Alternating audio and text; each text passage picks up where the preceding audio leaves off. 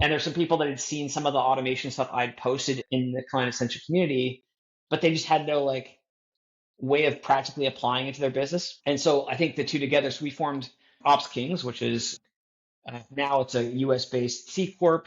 We have, like, fast forward to today, $95,000 in revenue last month, and 17 to we're probably by the end of this week, we'll have close to 20 employees. So What's going on, Client Ascension? This is Andre Hakel Jr., one of your coaches, and I'm back with a student spotlight interview with my old friends Ryan and Tony. What's going on, guys? hey, what's up? Good We to see are. it. Good to see it. So this is a big case study. I have to put this out there. This is one of the biggest case studies, if not the biggest case study we've ever done for Client Ascension. The results being you guys joined the program. The business wasn't even started at that point because you guys had joined separately and then eventually partnered after the London event that we had last summer. And so you guys essentially went from zero to now $95,000 a month with, how would you guys categorize it? Like a development agency or a low Yeah, code no we agency or yeah, I mean, consulting and operations and automation. So we basically go in, a business comes in, they're like, hey, we can't take on more clients because, like, we've got a bunch of spreadsheets or ClickUp or whatever, and it's like it's breaking now, and yeah. it gets to the point where the founder knows, like, it's just not smart for me to be distracted by trying to figure this out myself. We get a lot of referrals, and Client Ascension was part of that, which we can dive into. But yeah, we go in and unlock capacity so that they can keep on adding more customers. I love that. Yeah, and so going back to when you guys first joined the program, so I think Ryan, or maybe, so I think I specifically remember Tony joining the program because when Tony joined, it was like Tony was already established and had a brand on Twitter at the time, and people knew who he was. And I remember a couple of guys in the program were saying, "Hey, we got to get this Tony guy in." And I'll never forget when Tony joined. It was like the worst thing ever for me because I had like 10 students saying, "Where's my referral fee?" And I'm like, we can only give one student a referral fee. Whose actually is it? And I'm like, dude, this guy paid us however much for the program. I'm gonna have to pay out that and more in referral fees because we can't figure this thing out. But man, I knew we had a gem of a new student once Tony joined because yeah, the community they all just knew who Tony was immediately, which is awesome. And so Tony, maybe talk about your experience before joining the program and what you were doing and why you made the decision to join, and then we'll jump over to the partnership. Yeah, for sure. So when I first joined on, I pretty much, established a Twitter profile, started working with a couple of people for free while I had my kind of 9 to 5 job. I was the director of operations in one other agency, and I knew I wanted to get into consulting and doing ops consulting individually. So I kind of reached out. I think I reached out to Eamon first. It was literally like the first cold DM on Twitter, and I basically said, "Yo, I do this for a living. I can help you out for free, and then if it's worthwhile for you, you can refer me to someone else or leave me a testimonial or something like that." And that's how I started. So then I think Eamon referred me to some other people, to Matt Lucero. Lucero referred me to some other people, and fairly quickly I went from like zero to having 10, 15 clients fairly quickly. And then everyone's saying, like, you got to join Client Ascension. You got to join Client Ascension. There's hundreds of us just like us that all need this help. And then they kind of peer pressured me into joining Client Ascension, and I did. And then once I did, I think I texted you guys within like 24 hours. I think I closed like 4 or 5 clients right off the bat, and I'm like, you guys are good for the guarantee, because I pretty much got the revenue right away in like less than 24 hours. Dude, that's so awesome. Yeah, I mean, back then we were running a guarantee. I forget exactly what it was, but yeah, I remember that DM you sent. You're like, yeah, you guys are covered. You don't even have to worry about the guarantee. And it was for, I think, a 6 or 12-month program at the time. Yep. But you did what I see a lot of successful students do when they join a program like Client Ascension is they just capitalize on the community and bring value to the community. And I saw you do that right away, which is, I think, why you had early on success. And so let's fast forward a little bit then to the London event, because again, when you guys joined, Tony and Ryan, you guys joined separately, which we love because we got basically 2 students in one.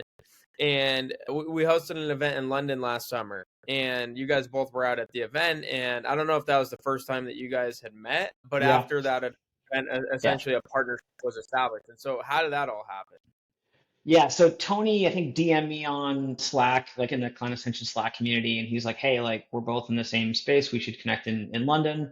At the time, I was based in the country of Georgia, so he was in Croatia, and we met there, had some drinks in London, and then decided, I think, afterwards, I think we chatted on Zoom and decided to try to figure out some kind of joint offer.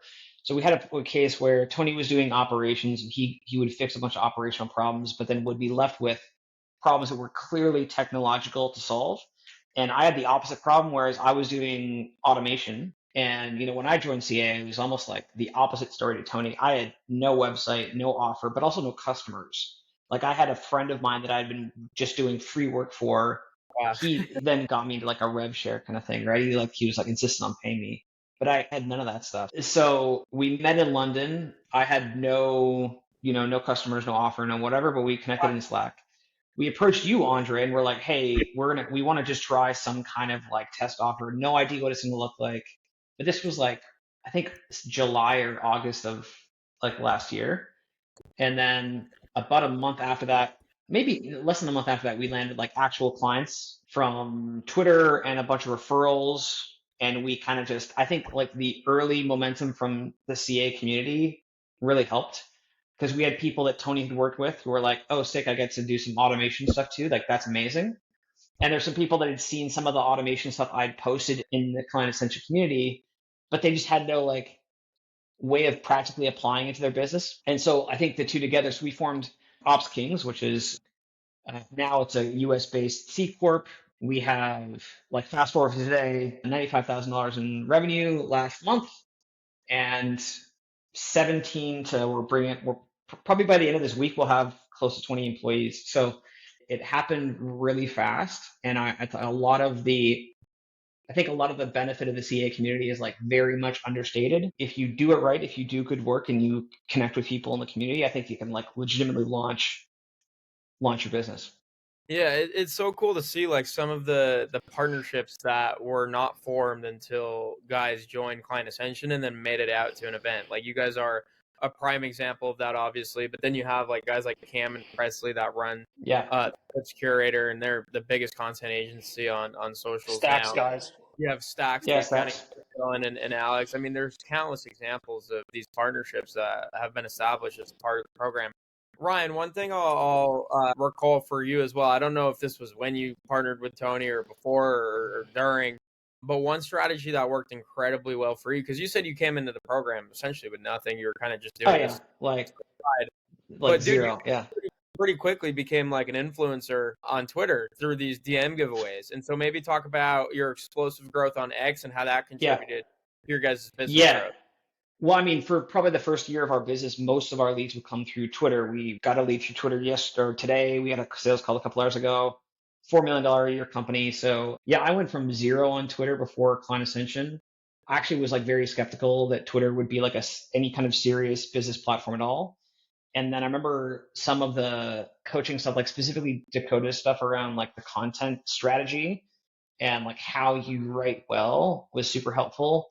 And then the other thing that was massively helpful is Daniel's direction around like how to use content to test out offers and use signals from the marketplace. So yeah, I went from, I mean, the headline there is I went from like basically 0 people on Twitter before I joined CA to now I've got just over 17,000 people on Twitter.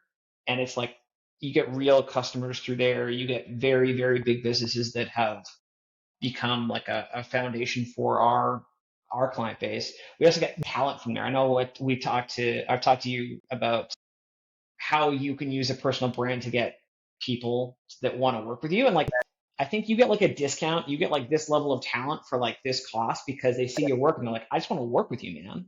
So we got early people that volunteered to work for us for free. We get a lot of our core team members today through Twitter as well, just inbound. One of our business analysts saw a video we made at the Tampa event. So Tony and I did like a lunch for some of our clients at Tampa and hired Scott to do the video for it. We put up a video and he saw that and he's like, oh, sick. Like these guys are not just some random business. Like they really go and meet people and they seem like nice dudes. So he reached out and applied for us and he's one of our key team members today. So I think without content and without Twitter specifically, we wouldn't have the key team members we have or clients we have today for sure. It was huge. Yeah. dude, that talent pipeline that comes from building a personal brand is Oh, dude. game changer. Yeah. Game changer. Like exactly like you pointed out, like the best visual is like you get this level of talent for like this cost.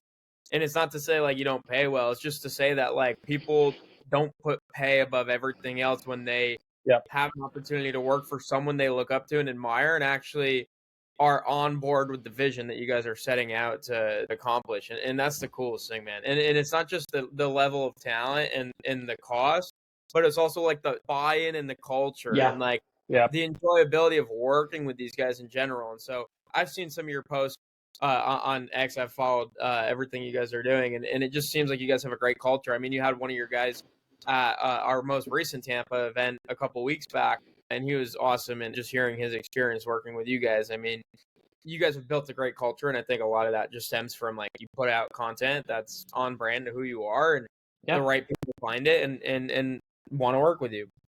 And so, yeah, man, that's great. Anything to add to that, Tony? I think for me, you know, a big component of not only just doing content, I would say one of the biggest kind of mindset shift for us was very early on, we prioritized on how can we optimize for getting as much social proof as possible from the client work that we're doing, and then just sharing that to the market. So like a number that we religiously track is like how many video testimonial interviews do we have, and what is the ratio of clients that we onboard versus the clients that leave us a video testimonial. And if you remember in London, I had kind of the idea for like automating, you know, based on different triggers and doing stuff like that. We took that and ran with it in our business, and now I would say a big portion of that, I think, and it was a great mindset shift we got from you guys at Client Ascension, is the importance of social proof, and we just ran with it. Now we have, I think, almost like 30 video interviews in a year, Yeah. which is like insane when you think about it. It's like one video testimonial every like 2 weeks or something for a service-based business. Dude, it's freaking bonkers. Yeah, no one can keep up with that level of social proof. And I think at a certain point, like you think, okay, now it's enough. Like there's 30 people that just said they got results by working with us. But what I've started to find, because this for me is probably, I'm in the hundreds at this point. Like we've done over 100 client Ascension case study or student spotlight type interviews. I've done a couple over at Listkit as well. And what I've found is it's not about just the quantity. It's not just if you have 100, you're good, or if you have 200, you're good. It's like every story is unique. And when prospects are looking at different solutions, they're trying to identify where they're currently at with where one of your customers was at. And they might hear something about you guys like meeting at an event, and someone might be listening now as someone that can relate to Ryan and be like, hey, I don't really have much going on right now, but I want to find someone like Tony and partner and go to events like what they're talking about in London and in Tampa. So like there's unique elements to everyone's story and the types of businesses that they run and the unique problems that you're solving for them. So the more case studies you do, the better. Like we're 3 years into this business with Client Ascension, and I'm still looking for case studies every single day. And it's something that we teach in Client Ascension as well. I have my entire framework for how to get a case study, record a case study, and leverage a case study right there in the program for the students to learn from. So that's awesome, man. And I've seen it too with you guys. It even works on me. And I've seen case studies of myself on your guys' channel, which at this point we probably got to do a refresh on, because you guys helped us a bunch as well with the Client Ascension program. Just as we started to scale, we had different CSMs and account managers in place. And it just got real difficult when new students joined to figure out like who do we assign them to based on capacity and based on availability hours and whatnot. And you guys helped us build an amazing, completely automated process for that, which is just cool. It's cool when you can exchange business essentially, right? It's like you guys join the program, you get value, and now it's like you've built something so great that I can't help but also be a part of that business as a customer. So I love reinvesting in the businesses in Client Ascension. It's typically where we go when we hire an agency for anything is it's like, hey, is there anyone in Client Ascension for this before we look elsewhere? So yeah, man, it's real cool. So you guys are at, I would say, a different level of scale, obviously, as you were when you were first in the program, being, very closely approaching that 100K a month figure. What are some of the contributions to how you've been able to break out of like the 10K a month mindset and really just get towards running like an actual 7-figure company? Have you had to expand different lead gen channels? Have you had to hire and build out a sales team? Have you had to make any changes on the product side or on the pricing side? Like, what has that been looking like for you guys? Yeah, I can expand on this, Ryan, then you can add on. I think the couple of big lessons for us was once we found a model that worked, we just stuck to that model. We had clients ask us to do project work. We had clients ask us to do different things. Hey, can you guys do sales ops? Can you guys do marketing automation? Can you guys do all this other stuff? And we just kind of stuck to what we were good at and religiously followed that one single thing that we're doing. And we, knock on wood, never had a problem with lead gen because we would just get so much referrals, get so much people that would just talk about the service organically, and we would just continuously grow. The biggest problem for us, and I think the biggest breakthrough we got into the business when we really started growing crazy, is once we started hiring the first employees and letting people actually take care of the clients in our name and fully own that client relationship, like having business analysts, CSMs on our end who are handling the entire client relationship, having developers who are handling the entire client relationship. That was really the biggest factor that allowed us to, let's just double down on this. Let's start, marketing more, sharing more of our story, and then we can just continuously add on clients to the system. And then what the best thing was is we got so much better once we plugged people into the system, because we're fairly good at ops and system, as you can imagine, but adding on additional team members who can add on and have their own perspectives and teaching people frameworks and how we think about things, and something that kind of seems obvious to us, it doesn't seem obvious to someone else. And that forces you to kind of teach principles and frameworks. That really exploded our service. And I think that was the kind of biggest unlock for us. Ryan, I think you would agree with this. Yeah, so like I'll walk people through like very high level. For Tony's hired way more people than I have in his previous experience and things like that. For me, I was really worried about not even like if I hire somebody to do the dev for me, or if I hire developers, will they be better than me? That's not, because I always wanted to like learn new stuff anyways. But I think what I was really worried about was if I hire somebody else to be one of the developers and add developers, I have to then figure out how to add value somehow. So it was almost like, am I going to be good enough at the next thing to be able to fill up my entire day? Because it's kind of a dick move to like hire someone to sit around and do nothing, right? So I have to like figure out that. That was a big blocker. The interesting thing that happened, I think that was one of the most powerful things we did, was put other people in place and try to figure out how to train them to be as good as possible, and like really focus on the system so that they could think like Tony and I. So our service now is dramatically better than it was even 6 months ago, because of the fact that Tony and I are freed up to then think about the process and go like, okay, well, we can add this dashboard for our CSM so that their job is a little bit easier, so the more of their mental bandwidth can go to the strategy, right? We can build this AI bot to then do quality assurance or assist in quality assurance. Exactly. What you start to realize is like you just hire people that are smarter than you as well. Like once you create like the clear pathway for them to be in that role, it's like they start to one of our business analysts, one of our CSMs at this point, has more testimonials than all of our competitors. That's insane. Like one of our business analysts, I think he has like 12 or 15 or whatever it is, like video interviews that directly relate to him, that people reference. Working with this person was insane. It was great. And he puts that on Twitter. He posts about that. And just, it's a great, for us, that's like the best way. It's like we sell a client and the next time we talk to them is on a testimonial call. It's like the best thing ever. I love that, man. Well, I know you guys got a hard stop in a minute or two here. And so I just wanted to say thank you again for jumping on and sharing your success story with us, and just being a part of the program and trusting the program, especially both of you guys separately, right? Like you guys joined the program as two entirely separate businesses and then eventually came together to create the Ops Kings, which is absolutely crushing and dominating. And it's just so cool to see, man. So where can the audience find both of you guys online on the socials and also the company as well? Yeah, so opskings.com is our whole company, and then Tony's on Twitter. The Ops King is Tony's Twitter, and then mine is super hard to spell, so it's at RM Hildebrandt with a DT at the end. Whatever, you can ask. Yeah, so just reach out to me and I'll forward you order. Just reach out to Tony, and he's used to sending people my way. So I love that. Well, thank you guys so much again. Congrats on all the success, and I just can't wait to see you continue to run it up. Appreciate it, Andre. Thanks. Appreciate it, Andre. Take care.